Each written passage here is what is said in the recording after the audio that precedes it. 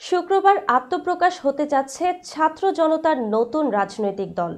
এর আহ্বায়ক হচ্ছেন নাহিদ ইসলাম আর সদস্য সচিব হচ্ছেন আখতার হোসেন। শতাধিক সদস্য বিশিষ্ট কমিটি হতে যাচ্ছে নতুন এই দলের। আত্মপ্রকাশের দিনে বিশাল জমায়েত করার পরিকল্পনা করেছে দলটি। বৈষম্য বিরোধী ছাত্র আন্দোলনের ব্যানারে ছাত্র জনতার গণ অভ্যুত্থানের মুখে পতন হয় শেখ হাসিনা সরকারের। গত 14 সেপ্টেম্বর আন্দোলনের নেতৃত্ব দেয়া ছাত্রদের উদ্যোগে আত্মপ্রকাশ করে জাতীয় নাগরিক কমিটি। এরপর নতুন রাজনৈতিক দল গঠনের প্রস্তুতি শুরু হয়।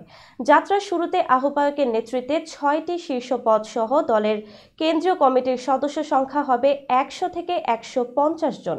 ধাপে ধাপে সদস্য সংখ্যা বাড়িয়ে 300 থেকে 500 করা হতে পারে। আহ্বায়ক পদে নাহিদ ইসলাম ও সদস্য সচিব হিসেবে আখতার হোসেনের নাম প্রায় চূড়ান্ত। হাসনাত আব্দুল্লাহকে দলের মুখপাত্র এবং সার্জিস আলমকে মুখ্য সংগঠক হিসেবে দায়িত্ব দেয়া হতে পারে। দল গঠনের প্রস্তুতিও শেষ পর্যায়ে। বাংলাদেশ বৈষম্য বিরোধী নাগরিক দল, বাংলাদেশ নাগরিক দল, বাংলাদেশ জাতীয় শক্তি, এই 3টি নাম আলোচনায় আছে দলের নাম হিসেবে।